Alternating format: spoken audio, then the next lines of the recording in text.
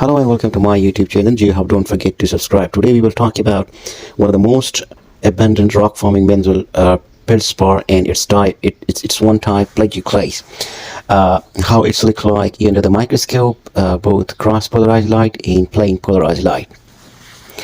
So mineralogically, the thin section is composed of an igneous rocks of basalt, given the presence of abundance of euhedral well-formed laths of plagioclase alongside other dark minerals, likely pyroxene and PPL and opaque minerals.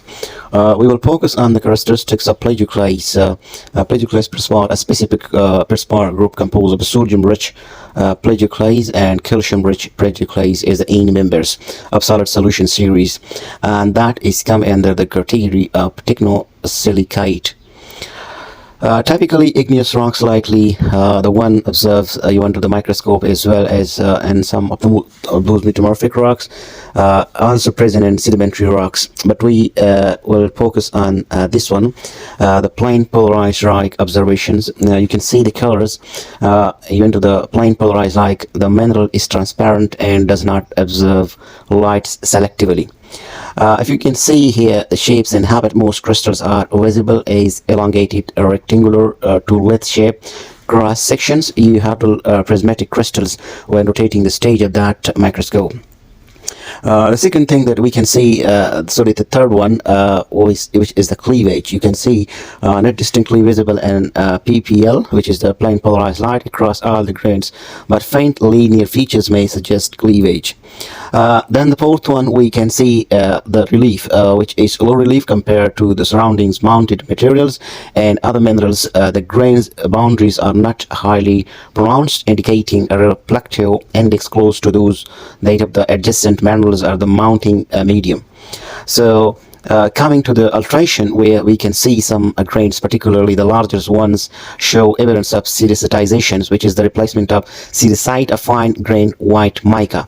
Or the other, you can see here a little bit of those in the melon, sericitizations, replacement of sericites, fine grained epidotes, appearing as cloudy or slightly brownish area within the otherwise clear grains are visible in the plane polarized light. Coming to the observation of cross polarized lights, this way is critical for identification of plagioclase, especially its defining features is twinning. The rotation of the stage demonstrate the stage rotation under cross polarized light. The Birefringence interference color.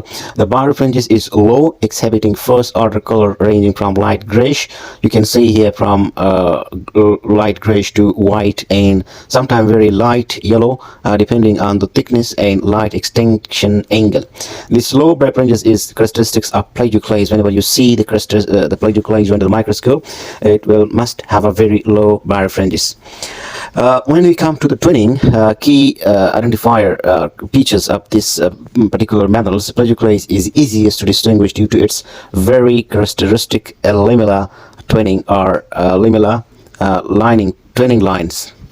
The lamella affair is a parallel bands that alternate between brighter and darker shades as the stage is rotated. This pattern is known as Albite Twinning, polysynthetic twinning, and is the most defining features of this plagioclase feldspar.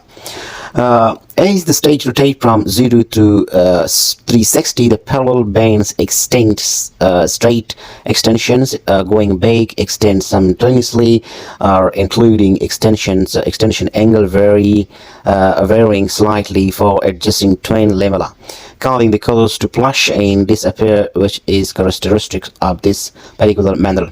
Extension is generally inclined non-parallel to cleavage or crystal's edges, but measuring the specific extension angle is used to determine the exact composition, its position on the sodium or the calcium series, likely inertile albite rich plagioclase.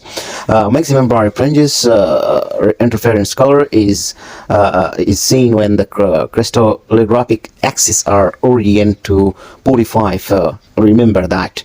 to the polarized or analyzers. You can see the video shows the colors change from black extend to its maximum bright gray, white, and black to black as the stage rotates. So remember that when you have a maximum birefringence, then the angle must be 45. That is one of the indicator. Distinguishing feature from is from the quartz alkali feldspar is quartz is usually untwinned, shows lower relief and has uniaxial interference figure. While alkali feldspar, alkali feldspar is typically distinguished by its lack of the precessive polysynthetic twinning seen in the Plagioclase obtained, showing a simple twinning which is called bed or trend twinning, or what we can say microcline. 13 calls bed or twinning microcline. That is the indication of microcline or alkali feldspar or K-feldspar. This visual evidence from the microscope rotation, especially the parallel lamella banding in the cross-polarized light, is a definitive identification of plagioclase. If you are interested in other ones like alkali feldspar, quartz, micas, any non-silicate minerals, then you can put comments and we will bring another video for that particular mineral. Thank you so much for watching.